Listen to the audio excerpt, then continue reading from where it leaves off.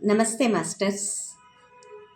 ಪಿತಾಮಹ ಪತ್ರಿಜಿಯವರ ಪಾದಕಮಲಗಳಿಗೆ ವಂದಿಸುತ್ತಾ, ನನಗೆ ಇಂಗ್ ಯಾಂಗ್ ಚಾಲೆಂಜಲ್ಲಿ ನಾನು ಮೊದಲನೇ ದಿವಸದಿಂದ ಇವತ್ತಿನ ತನಕ ನಾನು ಭಾಗವಹಿಸಿದ್ದೆ. ತುಂಬ ಚೆನ್ನಾಗಿತ್ತು. ಅದರಲ್ಲಿ ಮುಖ್ಯವಾಗಿ ಏನಂದರೆ, ಚಾಲೆಂಜ್ ಅಂತ 10 ಐಟಮ್ ಕೊಟ್ಟಿದ್ದಾರಲ್ಲ, ಅದು ತುಂಬ ಚೆನ್ನಾಗಿತ್ತು. ನಾವು ಏನೇ ಮಾಡಲಿ, ಒಂದಿನ ಮಾಡ್ತಿದ್ವಿ, ಒಂದಿನ ಮಾಡ್ತಾ ಇರಲಿಲ್ಲ. ಆದರೆ ಈ ಚಾಲೆಂಜಿಗೆ ತಗೊಂಡ್ಮೇಲೆ ಕಂಪಲ್ಸರಿ ಮಾಡೋದು ಅನ್ನೋದು ಒಂದು ಅಭ್ಯಾಸ ಮಾಡಿಕೊಂಡ್ವಿ. ಮುಖ್ಯವಾಗಿ ಏನಂದರೆ, ನಾನು ಓದೋದು ಭಾಳ ಕಮ್ಮಿ ಇತ್ತು. ಇವಾಗ ಕಂಪಲ್ಸರಿ ಓದಲೇಬೇಕು ಅಂತ ಅಂದು ಪುಸ್ತಕ ಓದ್ತಾ ಇದ್ದೆ.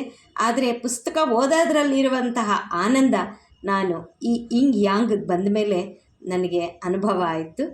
ಮತ್ತು ಇನ್ನೊಂದೇನೆಂದರೆ, ಕಳೆಗಳಿಗೆ ತುಂಬ ಪ್ರಾಮುಖ್ಯತೆ ಕೊಟ್ಟಿದ್ದರು ನಮ್ಮ ಅಯ್ಯಪ್ಪ ಪಿಂಡಿ ಸರ್.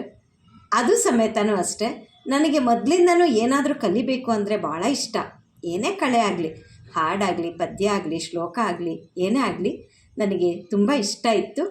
ಅದನ್ನು ನಾನು ಕಲಿತಾನೇ ಇದ್ದೆ. ಆದರೆ ಇದಕ್ಕೆ ಬಂದ ಮೇಲೆ ಅದನ್ನು ಇನ್ನೂ ಜಾಸ್ತಿ ಮಾಡಿದ್ದೀನಿ.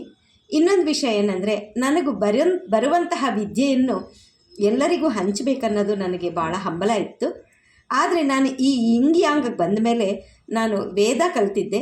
ಆ ವೇದ ಕಲಿಯೋಕ್ಕೆ ಅಂತ ಅಂದು ನನಗೆ 6 ಜನ ಸ್ಟೂಡೆಂಟ್ಸ್ ಬಂದರು. ಮತ್ತು ನಮ್ಮ ಮನೆಯಲ್ಲಿರುವಂತಹ ನನ್ನ ಸೊಸೆ, ನಮ್ಮ ಮನೆಯವರು ಸಮೇತನೂ ಸೇರಿ 8 ಜನ ವಾರಕ್ಕೆ 2 ದಿನ ವೇದವನ್ನು ಹೇಳಿಸ್ಕೊತಿದ್ದಾರೆ. ಅದು ನನಗೆ ತುಂಬ ಸಂತೋಷ ಅನ್ನಿಸ್ತಾ ಇದೆ.